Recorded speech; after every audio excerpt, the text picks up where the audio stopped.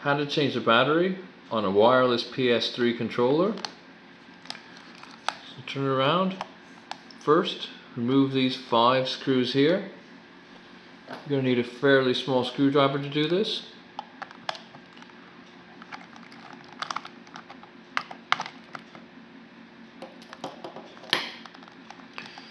They're all out now. You can split apart the controller.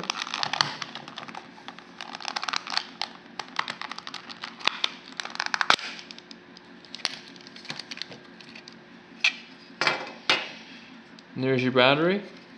There's sometimes a little bracket that it fits in, but you literally pull it away from here.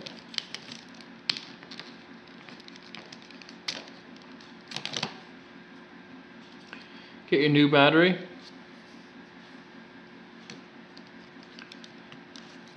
Stick it in.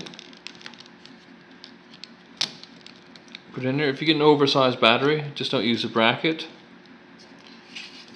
Put the back cover on. Put your 5 screws back on, and you're done.